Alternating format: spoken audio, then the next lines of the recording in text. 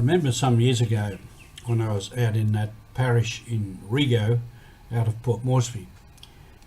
I was up in a little village and I remember sitting all night until the rooster crowed in the morning, getting the genealogy of the people, the whole history of the people.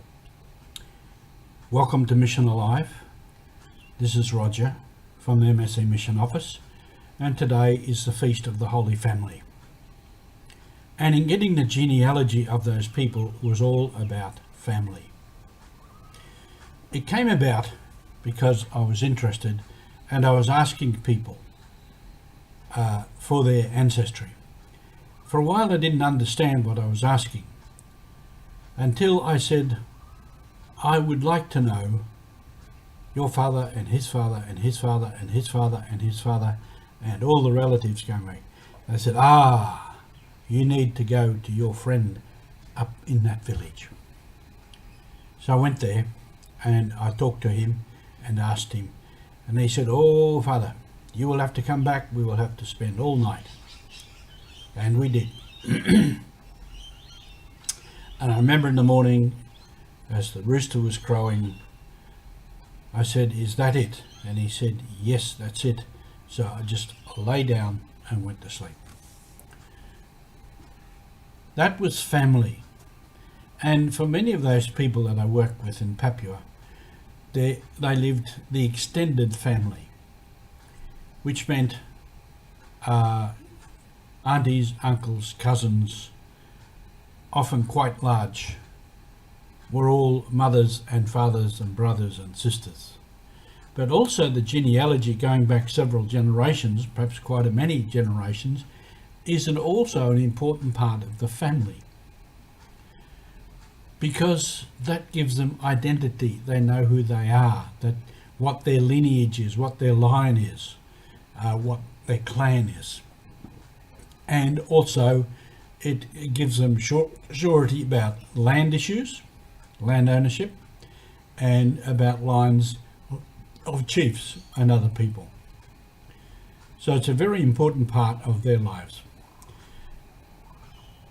For Jesus, that was important too, because on Joseph's side, Joseph was descended of the house of David, so Jesus' ancestry was from the kingly line.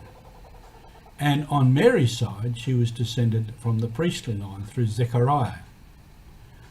So Jesus had the two lines of the kingly line and the priestly line, and he became prophetic in his own right. So family has always been important. And if you read some parts of the Old Testament, they give long lists of genealogies of the people. And it marks their history, marks their identity, it marks their land. And land is important in all families. And it's important for us also. Many of us now at this time of Christmas are feeling it strongly that we cannot get together as family.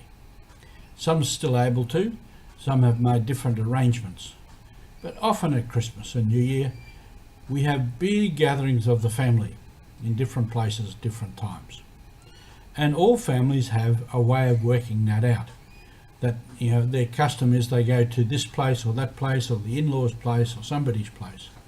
Then I often noticed that as people got older, one of the new young generation would take on the responsibility of hosting Christmas or New Year or something. So these family connections are very important. We've lost some of it. Most of us in Australia who have come out of Europe or other places, because we migrate, we lose contact with the people at home. I know my people came out of Ireland. I wouldn't know any relative in Ireland, and probably they wouldn't want to know me. More recent times, people out of Africa or Asia or South Asia, the Pacific, different places, the same thing happens. You lose touch. I know people in Port Moresby, there was a lady there I knew who came to Port Moresby as a young lady to train as a nurse. She got married there and had her children, and the family was still basically in Port Moresby. And I said to her one day, I said, could you go home to the village And she said, yes, but my children can't. They wouldn't be able to live there. So family is important. Today is the Feast of the Holy Family, and part of our mission is living in a family and working out of a family on mission. So family is important to us. Have a good family day. Remember the Holy Family, and remember we're all on mission. Thank you.